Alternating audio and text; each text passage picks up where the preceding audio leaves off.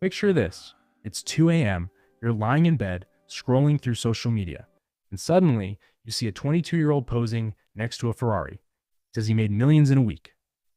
Then you open your own bank account. You check your 401k, maybe a pension fund, and a cold wave of anxiety hits you. You ask yourself quietly, am I doing enough? Will I ever actually be free? Here's the truth most people don't want to hear. The problem isn't your hustle. The problem isn't your intelligence. The problem isn't that you started late. The real problem is this. We've been lied to about how wealth actually works. We're told to chase a magic number, usually $1 million. But wealth doesn't grow in a straight line. It grows in stages. There are 3 specific financial milestones where the math of your life changes completely. Once you hit these takeoff points, money stops being something you push and starts pushing you. Today, we're cutting through the get-rich-quick nonsense. No hype, no fake gurus, just real math, real psychology, and real wealth behavior. Whether you're 25 or 55, these 3 milestones are your roadmap to never worrying about a paycheck again. Before we continue, a quick disclaimer. I am not a licensed financial advisor. This video is for educational purposes only. Investing involves risk, and returns are never guaranteed. Always do your own research or speak with a qualified professional before making financial decisions.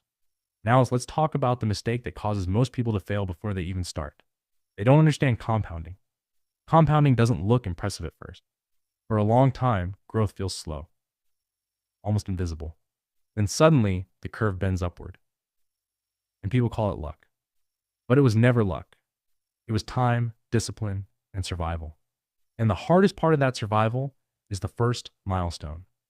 The first milestone is $100,000. And make no mistake, this is the hardest part of the entire journey. It's boring. It's frustrating. And it feels unrewarding. Even Charlie Munger, the longtime partner of Warren Buffett, once said, the first $100,000 is a bitch, but you got to do it. Here's why it feels so painful. If you have $10,000 invested and the market goes up 10%, you make $1,000. That's nice. But it doesn't change your life. It doesn't change your job. It doesn't change your stress. It doesn't change your freedom. So your brain tells you, this isn't working. And that thought is where most people quit. At this stage, almost all your progress comes from your own contributions, not market returns. You are the engine. You are the fuel. This phase isn't about getting rich. It's about building discipline, automatic investing, automatic saving, controlling lifestyle inflation. Most people obsess over cutting small expenses. Coffee, subscriptions, minor comforts. But the real wins come from big decisions. Housing costs, car choices, avoiding high-interest debt. Optimization beats suffering, and automation beats motivation. Manual saving fails because emotions fluctuate. Automation works because it removes emotion entirely. And somewhere near $100,000, something important happens. Growth becomes noticeable. Not explosive, but noticeable. You feel momentum for the first time. That's why people who reach 100,000 are far more likely to reach 1,000,000. Discipline compounds too. Once you cross $100,000, the journey changes. But the real acceleration begins at the second milestone, $500,000. This is where retirement stops being a dream and becomes a mathematical certainty. At $500,000, assuming long-term average market returns, your portfolio can generate $40,000 to $50,000 per year. Without you doing anything, your money is now earning a middle-class income on its own. You've effectively hired a digital employee. It works 24 hours a day, never sleeps, never complains, never asks for a raise. This is what people mean when they talk about FU money. Not arrogance. Options. You can say no to bad jobs. You can change careers. You can take a break. Fear loses its grip. But this stage comes with new dangers. Lifestyle creep. When balances grow, spending grows too. Bigger homes. Better cars. More expensive habits. And taxes start to matter more.